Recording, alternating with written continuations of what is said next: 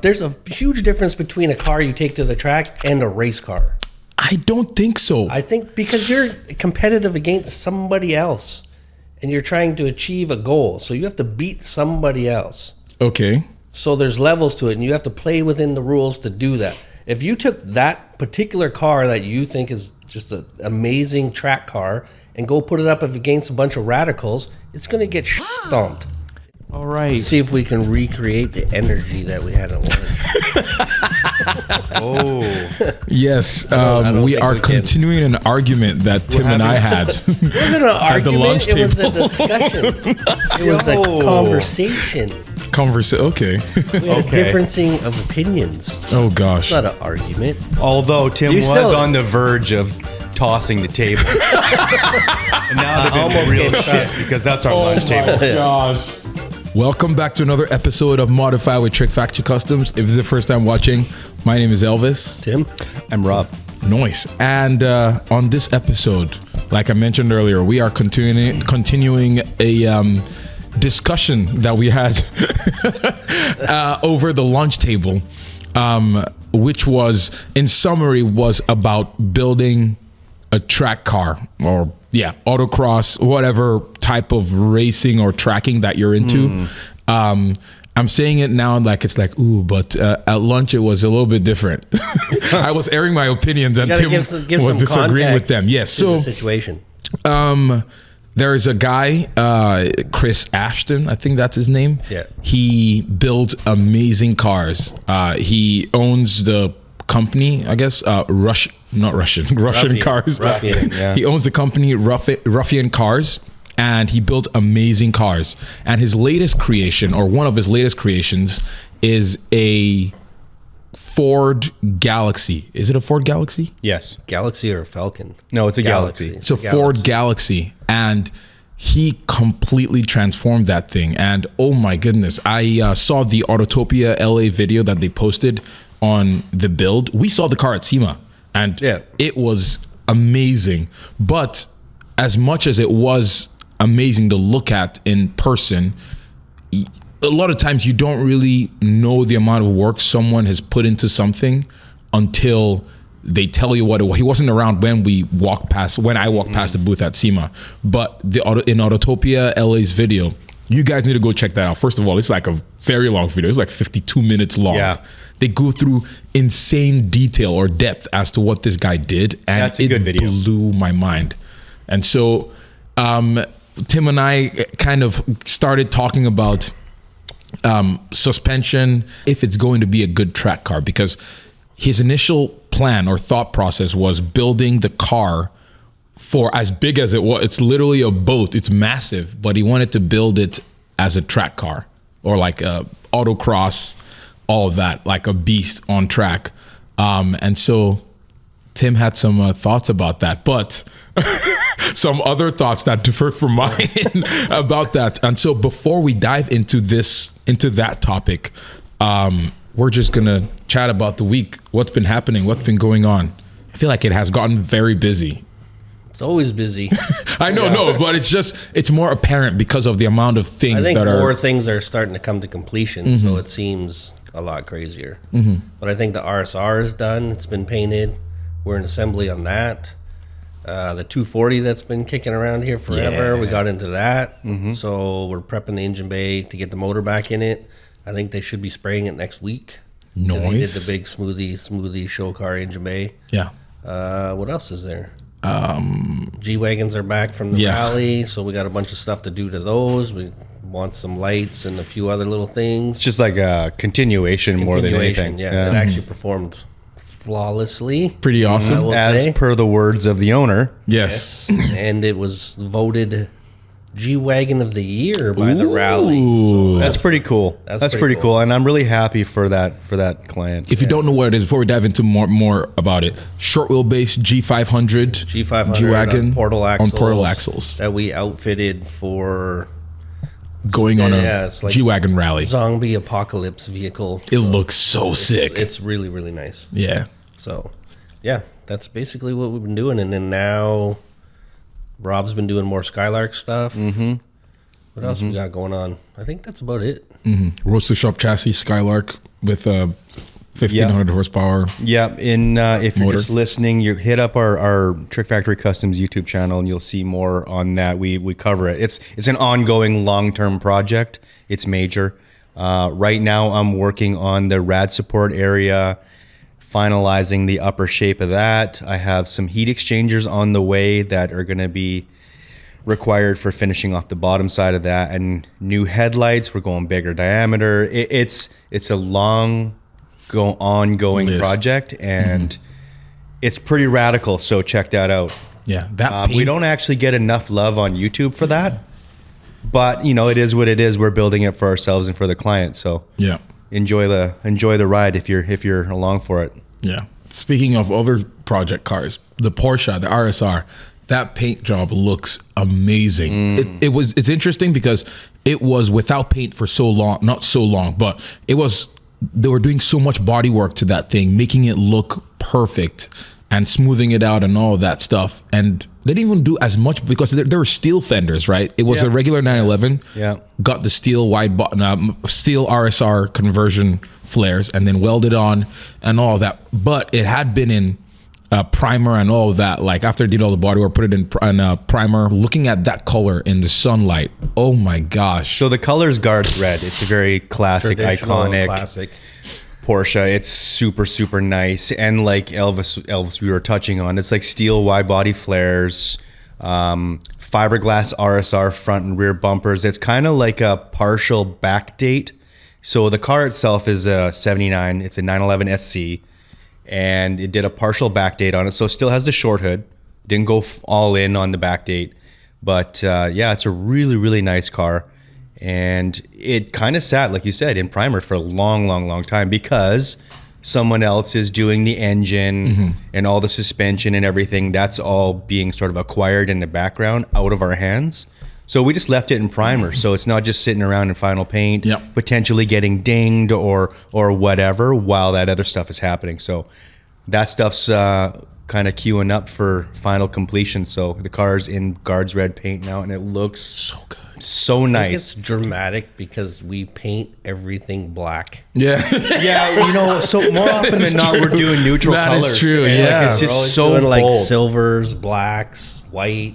So having something that red is Yeah, I know. Definitely Like stands out. Brett, the painter, like he was talking about. He's just like, oh man, it's just so nice to paint something so bold. So like just bam, like it just pops. Like it's really nice. I mean, any Porsche fan out there that's they know Guards Red. It's the go-to. It's got gold BBS wheels on it. It's the classic combination that you can never ever go wrong with. Yeah.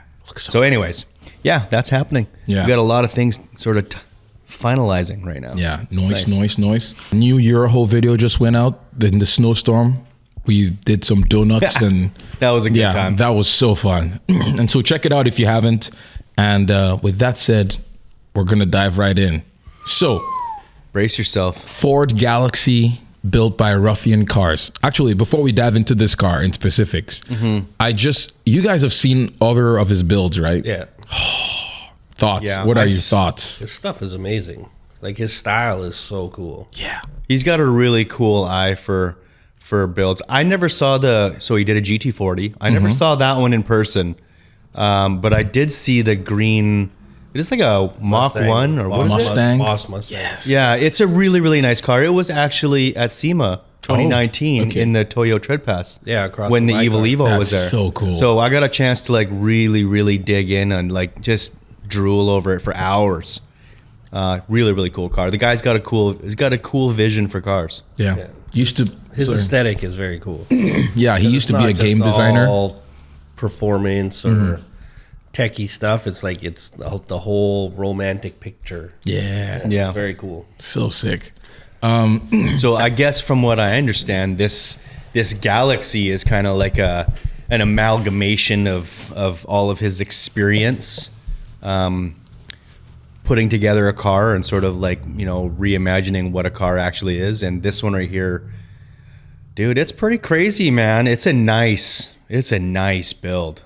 So And like you were touching on at the beginning, it's more than skin deep. You need to like really dig in on it. I'm a super nerd, dude. So like I'm geeking out. This thing is cool. Yeah. When I saw the video, I was like, yo, Rob is gonna love this thing, and so I recommended it to you. Have you seen the video yet? Not that particular one. But Come I have seen on, it, but man. It's You a had good all time, week to man. watch this thing. I'm kidding. No. I'm busy, man. Oh, but yes, it's so much thought and stuff put into it. Again, if you want to watch the full video, go check out the Autotopia. I think that is the most a lot of people have made videos about it, but the Autotopia LA video is the most comprehensive. That he goes into detail. They show pictures of behind the build. And something, again, this guy did not pay us. Like, I don't know this guy in person, but we saw him at the Roadster Shop party, right? The after party. And I think he won like an award or something. Won an award but the car's not on a Roadster Shop chassis. No, I know, which is pretty cool. That carries even more yeah. value. So no, it's pretty cool. Pretty insane. I'd actually really like to talk to this guy in person. Yeah. Yeah. He seems like he would be pretty like, and I feel like he still loves to learn too, because like in the video, like he talks of how he didn't know he wasn't sure, he was not an expert at doing any of this because he doesn't even come from the car world. But even though this is his 4th car that he's building, and going into all the details and having people help him and learning through the whole process. So See, cool. I admire the fact. I admire the. Okay. Okay. Let's put a little backstory to this. Yeah. These people are not all helping him for free. There's definite motivation. No, obviously. So he's in a very unique situation. So, I mean, there's a little bit of a backstory, and obviously passion and payment goes a long way. His learning curve is not the same as the rest of ours. Like, he has the means in which to make this stuff happen. Yeah. See, I was gonna say, like, I admire the fact that he's smart enough to bring people Get the right aboard people. on his vision that are the right people. Yes. So he employs talented fabricators, visionaries, talented engineers to do all these things and bring his idea to life and sort of guide the choices along the way. Yeah. So it's That's really pretty that's cool. the admirable thing that I really like. The fact that he recognizes that there's the right people for the right job is pretty cool. Yeah. Yeah, it's pretty awesome. But he mentioned in his video that like some of the things he mentioned was the reason or why he was building this car or what he was building the car for was kind of like to be a track car, sort of like autocross. He does a lot of autocross and some of his other cars. And he's talked about how there's different cars for different purposes. And in this whole, video, like they talked about the suspension, doing all of these things and the chassis and all of these. But you don't think it's going to be a good track car? I think it'll probably be a great track car.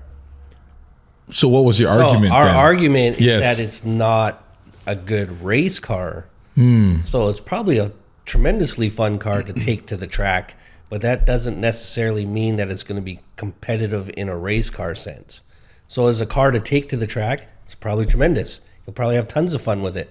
And just because you've applied a bunch of these principles to this platform doesn't necessarily mean it's going to work great. It's kind of like the push rod suspension on that goofy Hummer. Just because it's there doesn't necessarily mean it works good in that platform. So the association to push rod suspension is F1. You put F1 suspension in a 6x6 Hummer, it's not going to work. How do you know it's not going to work? Because you have to think about physics and There's weight just- there's too distribution many- and, too many like levels to it, overall man. mass of a vehicle. Yes. Like here's so at lunch we were arguing about, and essentially it boils down to the definition of a race car. And like Elvis, you're like If you take your it to a track, your does basic not make it a race definition car. of race car is what it is. Tim race has car. a different definition of race car, and that's where you guys So were track car clashing. is a track car. You can take a car to the track, and if you want to use that car at the track for your own purpose, you can call it your track car. But it's not a race car because as soon What as is the difference? there's a huge difference between a car you take to the track and a race car. I don't think so. I think because you're competitive against somebody else, and you're trying to achieve a goal, so you have to beat somebody else. Okay. So there's levels to it, and you have to play within the rules to do that. If you took that particular car that you think is just an amazing track car, and go put it up against a bunch of radicals, it's going to get shit stomped. It's going to literally get decimated. And then if you want to start adding in like, okay, well, Radical only has 200 horsepower, so let's give a Radical 600 horsepower to make it fair. It's going to destroy it. Like, I'm willing to put money on it. Think about what makes a great race car. Okay, define that. Lightweight. The dynamics. Lightweight. Yeah, lightweight. Aerodynamic. Okay, those are two very, very, very important defining you have a steel body things. car on a steel chassis. Already you're at a disadvantage to any unibody car, because now you've combined those two things and you take it to another level and you go tube chassis and composite panels. You got 1,000 pounds on you already, if not more. So what I'll say about Chris Alston's beautiful Ford Galaxy race car first build is that he has an amazing chassis. Absolutely phenomenal chassis. And because I watched this video and I never would have known, but he put a lot of effort into thinking about how air can go into engine bay and exit the engine bay and do all these things. That's super, super important. So he's checking boxes. His whole thing was, this is race car first, street car second. Okay, so every aspect of the build was that. And so he's checking those boxes. He's the air's going in, it's leaving, everything is going good. Suspension, geometry, everything is great, but it's also a 4,000 pound car. True. Okay. Yes. It's a 4,000 pound car, but it's and to sort of compound the issue why it's not a great race car is because it's also shaped like a brick. A Ford Galaxy is not a slippery car as far as aerodynamics are concerned. He did a tremendous job in converting a Ford Galaxy into probably the fastest one in the world. The best version of a Ford Galaxy race car, quotations, race car that it could possibly ever be. Hands down, no argument. You cannot deny the fact that that is that. Does not mean it's a great race car. Because if you put it up against something else that is, say, comparable horsepower, weight, all of these things, it probably isn't going to do well. Against a car with similar weight? Maybe not. Well, that's because part of the equation is, say, aerodynamics, and the Ford Galaxy is not good for that. Like, yeah, his inspiration was, if I remember correctly in the video, he was talking about how he saw Galaxies competing at the Goodwood Festival of Speed. Yeah. And you could see these cars sliding around, and it was really, really cool. It's a very romantic looking thing, competing against British cars that are Jag Mark third II the size. Yeah. And that's really, really cool. So that inspired him to do. Doesn't mean it's great. Doesn't mean it's going to be very good. But you cannot deny the fact that if he did take it out on a track, he would have the time of his life. Oh, 100%. 100%. 100%. And really, at the end of the day, at the end of the build, that's all that matters. If he built it race car first, it should perform reasonably well on the track. It's got the right chassis. It's got massive tires, 335s all the way around on sticky modern spec tires. That's amazing. It's going to be the best Ford Galaxy that probably ever existed. Doesn't mean it's a great race car, though. Yeah. So back to your question of what makes a great race car. So you said weight, weight, power to weight, aerodynamics, and then beyond that is your ability to tune this thing to go fast. So it probably has all those things, but you put it up against a similar power to weight ratio, but a slippier body, then you immediately have an advantage. Yeah. Yeah, so and another thing but that's in a race car. As a track car, you don't need to worry about any of those things. If your definition of a track car is a car that you take to the track, then it's probably, like he says, the best Galaxy track car on the whole planet. So here's another thing. There's no denying that. I remember him talking about, Chris Alston was talking about how this was going to be his car built for big tracks, long tracks, like actual road course racing, not autocross, right? Because Like big straightaways. There's a huge difference in an autocross car and a big track, high speed kind of car. So this car, he was working towards creating this one, the best version of a long track, high speed car. Yeah, So because you're never going to put it up against a Miata on the auto crash. You start throwing 4,000 pounds around, it's keeping it straight is going to be a challenge. right. So, but autocrossing is a form of racing, right? If you say this is going to be an amazing race car, if you throw it up against something like that, you're never going to win that race. Like you can But watch I mean, videos it's all day a completely long about it. different world, and so this is where like the argument, you can dispute this all You day gotta long. choose your weapon for your battle. So Yeah, do that's you right. think your Evo is a good race car? No, Absolutely not. I wouldn't even. Why? pretend. It has the power, It's over overpowered. 1,000 horsepower. It's overpowered. What else? You took the chassis from, what is in the chassis? Oh, we You did all have this. SL suspension in that thing. Yeah, so it has good suspension, but not on a level of, you can sky's the limit. You could go put Ohlins in it, tunable suspension, all these different things.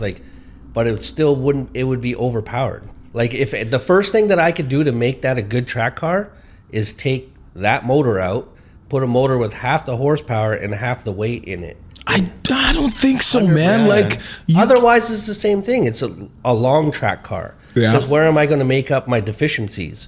Back straight, where I have all the power in the world, and then I'm playing catch up 90% of the time using power rather than using all the other advantages, aerodynamics, weight, and then it's just, the thing's a monster. It's no good for that. Like, if I tried to autocross that thing in a parking lot, it would be embarrassing. It would literally be embarrassing. It'd Yeah. be pretty It'd just fucking be- fun to watch, though. It'd be fun to watch because it would just be all And tire probably smoke. terrifying to Yeah. drive. And then you see Alex and his Miata be like, "Beep, beep, beep, beep." You're like, oh, I got smoked by a Yeah. Miata. But if we go long course, I would decimate him. yeah. It'd be like toys. Yeah, that would be very interesting to see because even at the every time I've been to the track, like the Miatas are always most of the times faster than everything Everybody else. else. Yeah. That's Yeah, the it is.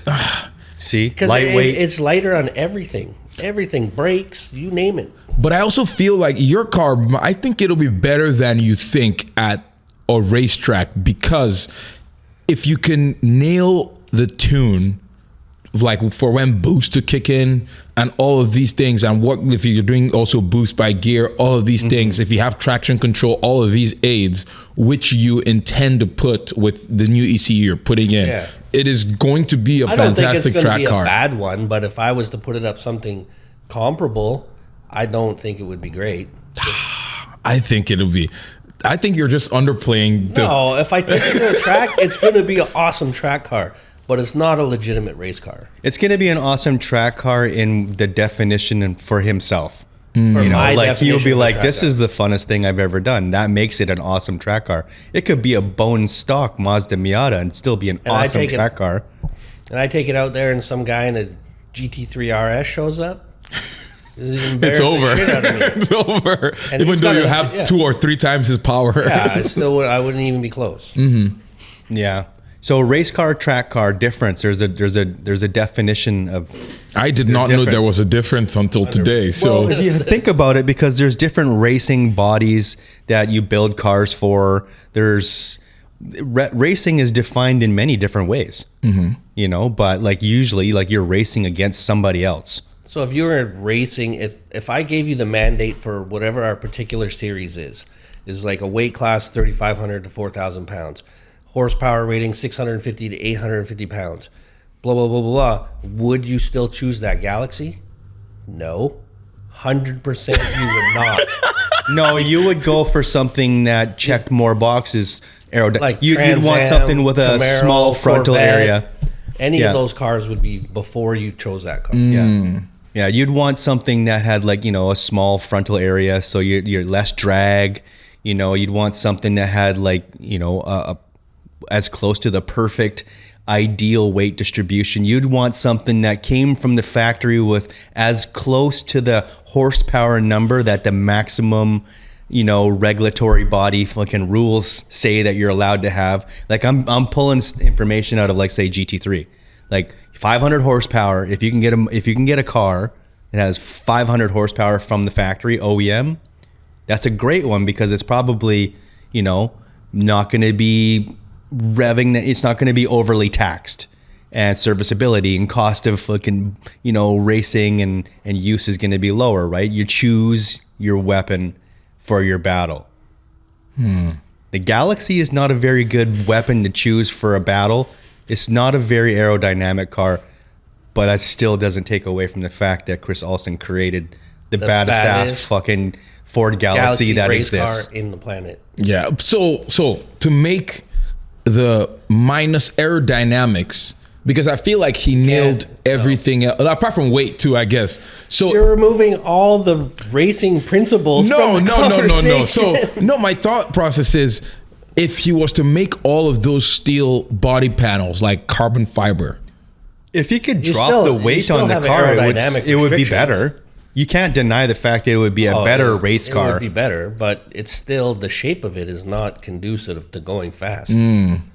Yeah, I wonder what the coefficient of drag on that thing is. It could be a weird one like my 190. Who knows? When it's like I might be wrong. I might be coming back to apologize. We're kind of just speculating here, right? Like we're theorizing on what we think. Like my 190 has like one of the lowest drag coefficients of any car out there, and it looks like a brick almost. Like a brick. It looks like the most basic commuter car in the world, but somehow I don't know why, because I'm not a scientist, the thing is slick as shit.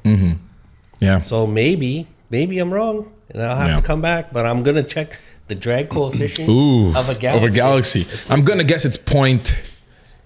I don't know. 3.5. No, maybe that's too much. No, that's too much. That's really low. That's too much. 0.42.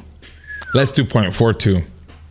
If they even measured it, did they measure it back in the day? Somebody probably did.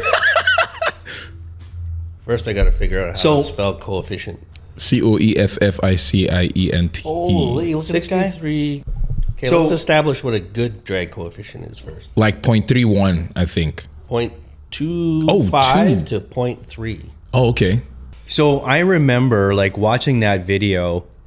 They were talking about how he has like, hood vents and stuff in his car, and they're super stylized, very, very, radical looking. And he was talking about how those vents exist in there to help, push take hot air out of the engine bay, and that 100% makes sense. It's super well thought out in that respect. And then he has like filler panels that are solid to go into those spaces. Yes, in case for of high speed tracks. What Galaxy is it? 69? Sorry. To bring the drag numbers down. So I mean, this is a really well thought out car. He clearly used the experience and knowledge of a very, very well established race car building guy. I forget the guy's name. He did talk about him. He gave him a shout out, and it's gotta be easily like the coolest Galaxy. Yeah, so sick. I love it. It's awesome. Thing. Yeah. It's awesome. You kind of like, for me visually, like when you look at like the front splitter and you see all the splitter rods and everything, it looks a little bit kind of tacky on that level, but that's just a visual thing. He actually uses the correct kind of splitter rods and everything for it too. Like the ones that rebound into it. They're soft enough that they will allow compression when the splitter touches down. And that's a really well thought out thing. And a lot of people out there in the world get wrong. Usually people put like hard, rigid splitter rods in there, and like me, then you break things, right? Because your splitter is going to touch down. If you have a well designed splitter, you're making enough downforce, it's going to touch down at speed. Yeah, it's part of part of having a well set up. I noticed mine because when it's my Datsun, but initially I had these Harbor Freight rods in there. It was pretty sick, actually. It worked better than I thought. They were like turnbuckles. Is that what they call them? Yeah. Yeah, I had these turnbuckles from Harbor Freight, and I put it on my wood splitter. But I would notice that the places where they were hitting on the wood. I didn't use a very strong wood the first time. And so you could almost see they were indented or pressed in. It was no longer as level. Yeah, because it was either compressing the wood. Yeah. You know, when it's under downforce, or it's compressing it, you know, when it hits the ground. So the area in the plywood was probably Soft, squishing and getting worked. Yes. And becoming soft and broken. So yeah, I just thought it was interesting. I was like, oh shoot. See, had okay. you had splitter rods in there that would allow for compression. Yes, that would not happen. Okay, do we want to know?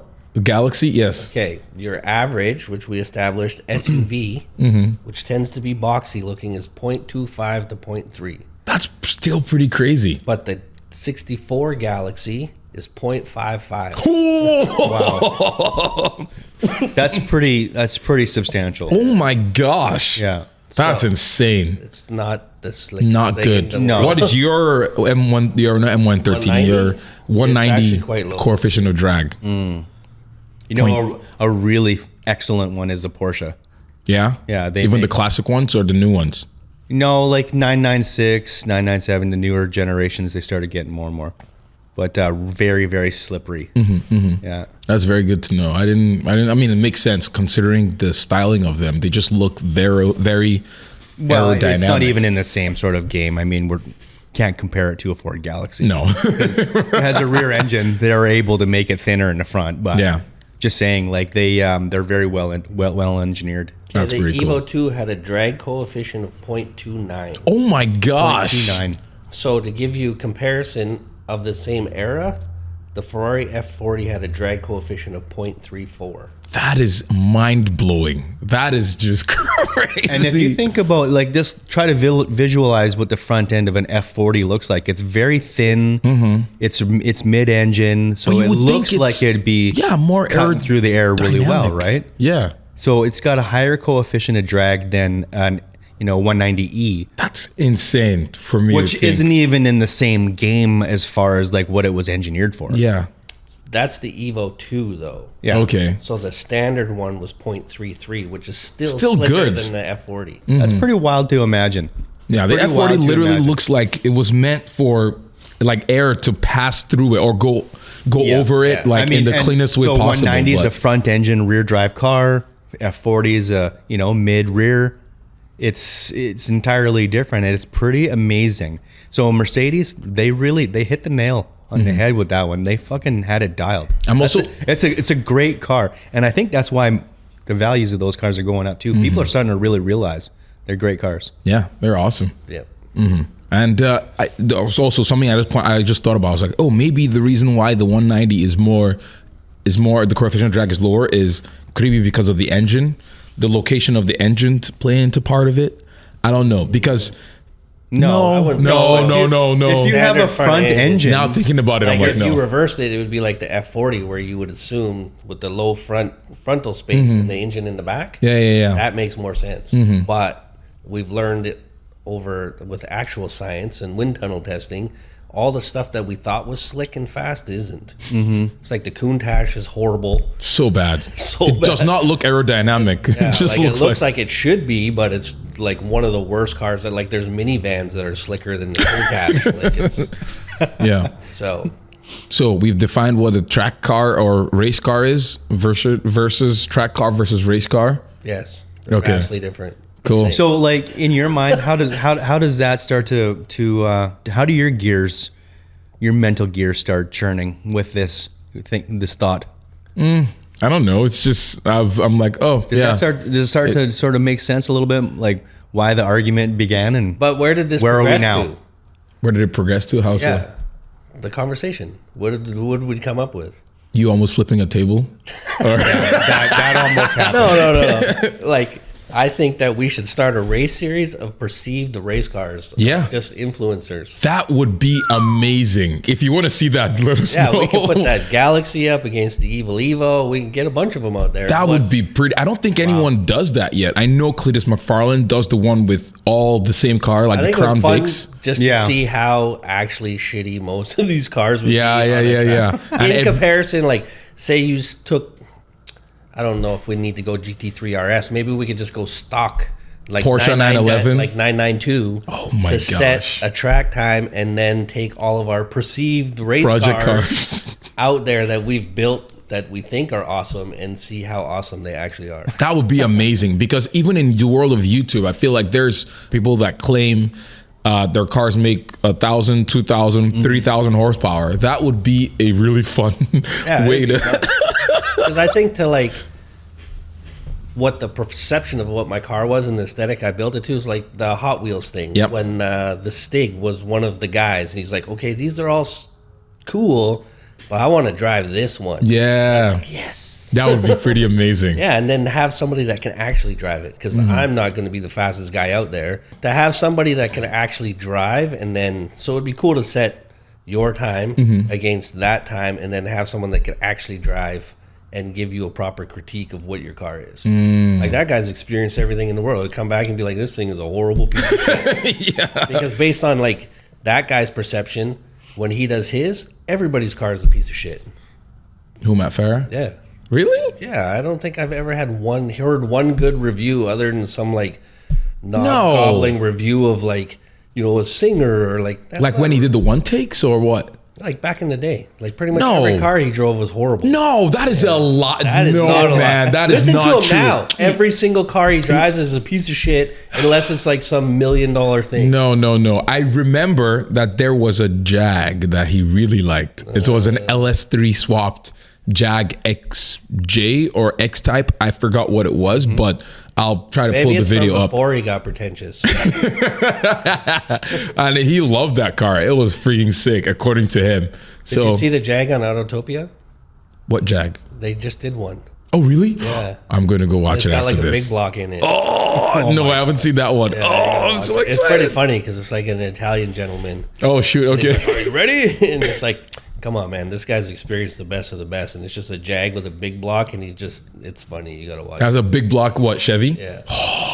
That is amazing. Is it the same type of Jag that I have? It's like a 2-door XJS, I think. Oh, shoot. What?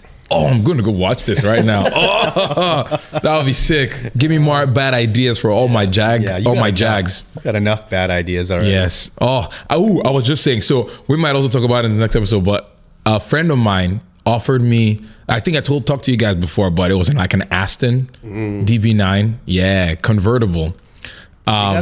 If you happen to acquire this vehicle, you need to put something properly nasty under the hood. I know. So we're going to discuss that Like probably in next week's episodes. A Voodoo engine That would be or so like sick. a Coyote or something that actually rips. Yes. Because that's like one of the most beautiful cars in my opinion. It is so sick. So if you don't do it right, I'm pretty upset with you. Yes, I have more updates on that. We'll talk about this after. So that might be next week's episode.